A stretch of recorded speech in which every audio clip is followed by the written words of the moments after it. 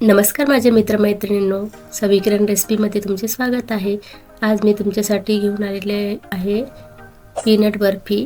Recipe आवडल्यास channel like आणि subscribe करायला विसरू नका। तुम्ही इथे बघू शकता, इथे मी तुम्हाला तोडूनही दाखवते आहे। खूपच सॉफ्ट आणि सुंदर अशी बर्फी ही तयार होते। चला तर मग रेसिपीला सुरुवात करूया। इथे मी 1 वाटी शेंगदाणा घेतलेले आहे, ते आपल्याला भाजून घ्यायचे आहे। इथे फक्त आपल्याला वरचे साल निघतील इथपर्यंतच आपल्याला शेंगदाणे भाजायचे आहे। आपल्याला शेंगदाणे जास्त भाजायचे नाही आहे। आता आपले ते शेंगदाणे भाजून झालेले आहे। आपण इथे आता प्लेटमध्ये काढून त्याचे वरचे साले काढून घेणार आहोत। आपण इथे हातानेही चोळून काढू शकतो आणि एक ट्रिक आहे, पावभाजी मॅशरने आपण हे प्रेस करून हे शेंगदाणे आपल्याला थोडे चोळून घ्यायचे आहे। तुम्ही ते बघू शकता, आपण इथे सर्व साल काढून घेतलेले आहे। आपल्याला पांढरे शुभ्र शेंगदाणे हे पाहिजे नाही, आपण ते आता मिक्सरला बारीक करून घेणार आहोत। तुम्ही ते बघू शकता, या प्रमाणात आपल्याला बारीक करून चाळणीने आपल्याला आपण हे सर्व चाळून घेणार आहोत। तशी गरजही नाही आहे। तुम्ही ते बघू शकता, आपण हे सर्व शेंगदाणे जे आपण बारीक केलेले आहे ते आपण आता चाळणीमधून चाळून घेणार आहोत। तुम्ही ते बघू शकता, आपले पूर्ण शेंगदाणे हे चाळले गेलेले आहे। इथे थोडीशी आपले जाड राहिलेले आहे। आपण शेंगदाणे चाळले नसते तरी चाललं असते, आपली अशी फाईन पावडर तयार होते। आता इथे मी पॅनमध्ये 1 वाटी साखर बुडेल इतकंच पाणी आपल्याला पाहिजे नाही।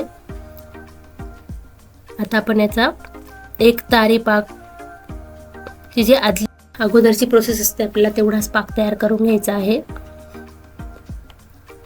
यामध्ये आपण आता दूध घालून घेणार आहोत, थोडं पाक स्वच्छ दिसण्यासाठी।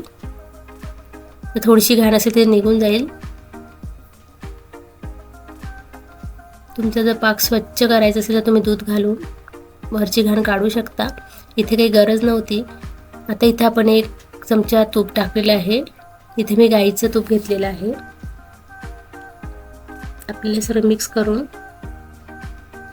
आपल्या इथे आता पाक तयार झालेला आहे। यामध्ये आपण जी पावडर केलेली आहे शेंगदाण्याची ती आपण यामध्ये टाकून घेणार आहोत। आता हे सर्व आपल्याला व्यवस्थित मिक्स करून घ्यायचं आहे।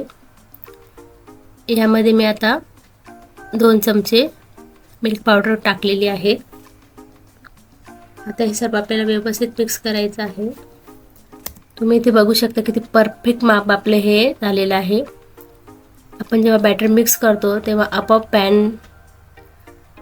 आपले हे बॅटर्स पॅनमधून वेगळं होतं, तर समजून जायचं की आपलं हे बॅटर हे तयार झालेलं आहे। अजिबात हे पॅनला चिटकत नाही आहे। आता 5 मिनिटं आपण थंड झाल्यानंतर आपण हे बटर पेपरवर प्लेटमध्ये काढून घेणार आहोत। आपल्याला थोडे थंड झाल्यानंतर छान असं आपल्याला मळून घ्यायचं आहे। आता इथे मी बटर पेपरमध्येच हे मिक्स करते आहे। तुम्ही इथे पॉलिथिन बॅग पण घेऊ शकता, तुमच्याकडे जे अवेलेबल असेल त्याप्रमाणे तुम्ही हे मळून घेऊ शकता। तुम्ही इथे बघू शकता, आपला हा गोळा तयार झालेला आहे। जसं जसं थंड होतं तसं तसं हा घट्ट होत जातो। इथे मी थोडंसं तूप लावून घेत आहे। लक्षात ठेवा, आपल्याला इथं घट्ट पाक करायचा नाही आहे, नाहीतर आपल्या शेंगदाणा बर्फी ही कडक होईल। आता हे आपल्याला व्यवस्थित असं लाटण्याने आपल्याला हे लाटून घ्यायचं आहे। जेवढी थिकनेस पाहिजे नाही बर्फीची त्याप्रमाणे तुम्ही लाटून घेऊ शकता। इथे लाटल्या गेलेलं आहे। आता इथे मी ड्रायफ्रूटची जे पीस केलेले आहे ते यावर टाकून घेणार आहोत गार्निशिंग म्हणून। आता आपण हे लाटण्याने व्यवस्थित हे प्रेस करून घेणार आहोत। आता आपण याचे छान पीस करून घेणार आहोत। तुम्ही हे ट्रायंगलमध्येही कापू शकता, तुम्ही ते स्क्वेअर पीसमध्येही कापू शकता। तुम्हाला जो आकार हवा आहे त्याप्रमाणे तुम्ही बर्फी ही ज्या शेपमध्ये हवी आहे त्याप्रमाणे तुम्ही कापून घेणार आहोत। इथे आपली बर्फी ही तुम्ही बघू शकता की व्यवस्थित ही आपली बर्फी ही कापल्या जात आहे। याप्रमाणे मी हे पीस करून घेतलेले आहे। आता आपण इथे सर्विंग प्लेटमध्ये काढून घेणार आहोत।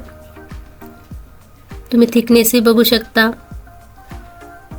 जशी ही शेंगदाणा बर्फी दिसते आहे त्याही पेक्षा खायला ही खूपच टेस्टी अशी ही बर्फी तयार होते। लहान मुलांनाही खूपच आवडेल पौष्टिक अशी बर्फी ही आपली तयार झालेली आहे।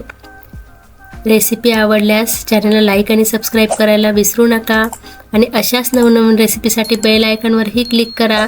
धन्यवाद।